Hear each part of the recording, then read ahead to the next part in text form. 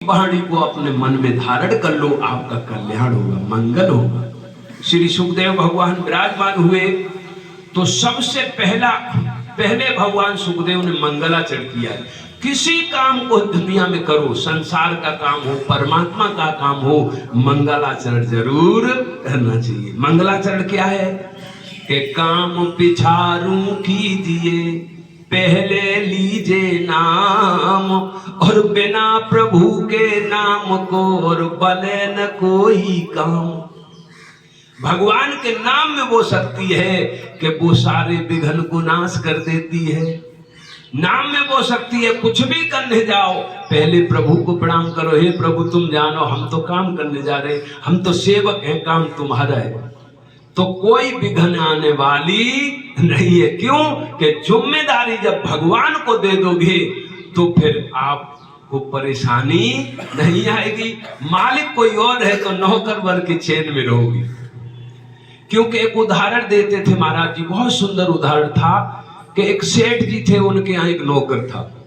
तो एक दिन सेठ जी की सोने की घड़ी कोई चुरा ले गया, तो रात भर सेठ जी को नींद नहीं आई और बगल में नौकर खर्राटा मार के सोता था, क्योंकि उसको तो चिंता नहीं कि मेरी तो घड़ी है नहीं है।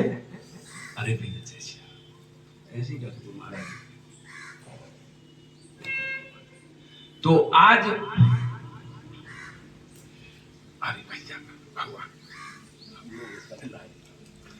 आज भगवान की वो सेठ जी ने घड़ी जो थी, उस सेठ जी को नींद नहीं आई, लेकिन वो घड़ी की चिंता नहीं हुई, सेठ जी को नौकर की ज्यादा चिंता हुई। सेठ थे बुद्धिमान। तो सुबेरा हुआ तो नौकर जगा, तो उन्होंने नौकर से कहा कि आज हमें नींद नहीं आई। तो नौकर बोला हाँ हम भी देख रहे महाराज, तुम करवट बदलती रहे, घड़ी का बहुत कष्ट है। बोले घड़ी का इतना कष्ट नहीं। फिर महाराज फिर किस बात का कष्ट? इस बात का कष्ट है कि जिंदगी में तुमने बड़ी सेवा की, मैंने तुमको कुछ दिया नहीं। आज मैंने मन में सोचा था कि ये घड़ी में इस नौकर को दूंगा और उसी समय चोरी हो गई, इस बात का मुझे दुख हुआ। तो अब सेठ जी तो आज दिन रात भर सोए और दूसरे दिन नौकर को करवट बदलते हो गए। क्यों कि अब उसने अपनापन घड़ी से जोड़ दिया। बोला बड़ा मुश्किल से तो कंजूस सेठ के मन में आया, और भगवान क्या मुझसे अपराध बनाया, तभी जी घड़ी चुरा ली तुमने। अरे कम से कम घड़ी मिल जाती सोने की, तो कुछ तो मिल जाता इसके यहाँ से। तो कहने का मतलब ये है कि हम दुखी अपनेपन से है, हम दुखी नहीं है, दुखी अपनेपन से। लाखों बच्चे रोज एक्सीडेंट पे खत्म हो रहे, लाखों लोगों की समाचार हम सुन रहे, लेकिन हमको कोई दुख नहीं। और अपना जब बच्चा या परिवार का कोई सदस्य वृद्ध भी खत्म हो जाता तो हम दुखी होते। क्यों कि उसे हमने अपना मान बैठे और उनको मैं अपना नहीं मानती। तो ये अपना और पराया ही दुख का कारण है। श्री सुखदेव भगवान ने मंगलाचरण किया है, सत्यम परम धीमहि, भगवान का ध्यान किया है कि हे प्रभु, हे जगत के उत्पत्ति करता, हे जगत के पालन करता, हे जगत के संहार करता, जो इस सारे विश्व के हेतु आप हैं, मैं आपको प्रणाम करता हूं। आप मेरे ऊपर कृपा करें और इस राजा का मंगल हो। भगवान को संकल्पित करके प्रभु को कोई काम करोगे तो सफलता मिलेगी।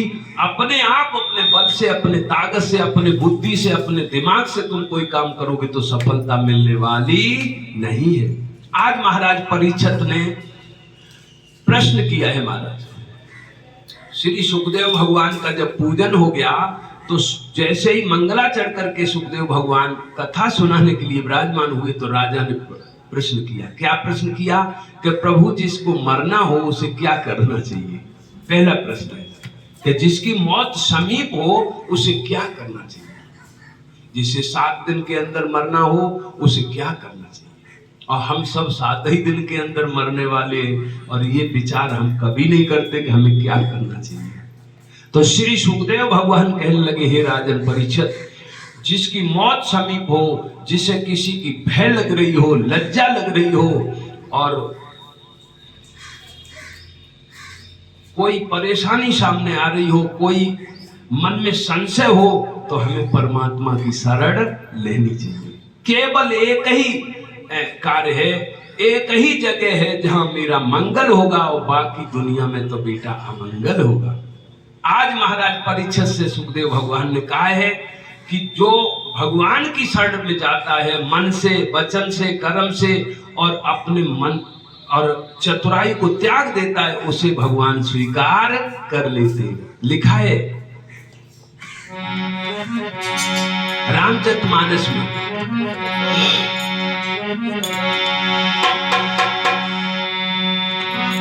के सब कर ममता ताग बटोरी, सब कर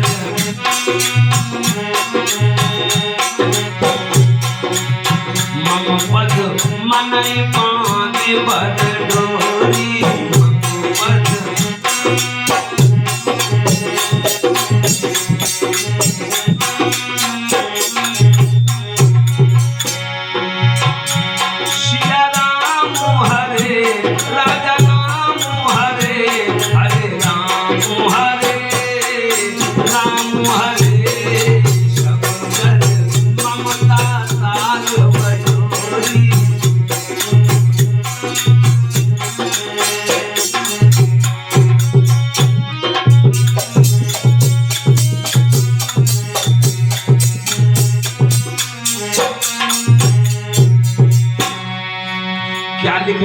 क्या कह रहे हैं? सुंदर कांड में विभीषण जी से भगवान कह रहे हैं कि सब कर ममता ताग बटोरी, और मम पद मनय बांध बर डोरी। ये स्पीकर थोड़ा आगे करो।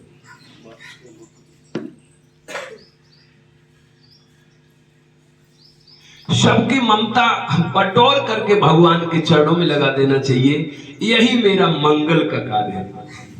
क्या करना चाहिए कि जो परिवार में ममता है, हमारी संसार में ममता है, हमारी रिश्तों में ममता है, धन में ममता है, सब ममता की बटोर करके एक रस्सी बना लेनी चाहिए और रस्सी बना के भगवान के चरणों में बांध देना चाहिए। ये सब कर मंगवता ताग बटोरी, और मम पद मनय बांध बर डोरी।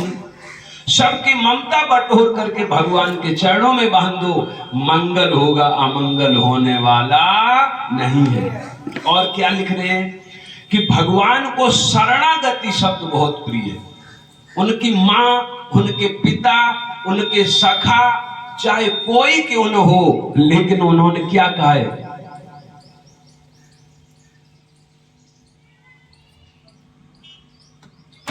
कि महाराज हमें जब तक ये नहीं कहा अर्जुन ने कि हे प्रभु मैं तुम्हारी शरण में हूं, मेरा मार्गदर्शन करो, तब तक भगवान रोज साथ रहे, कुछ उपदेश नहीं किए।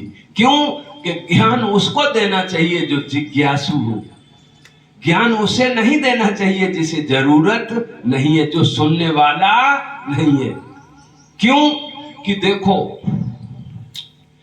बहुत सुंदर बात एक महात्मा कहते थे कि रामा दल में युद्ध हुआ दैत्यों से, लंका वालों से, और सब दैत्य मरे और रामा दल में भी बानर मरे।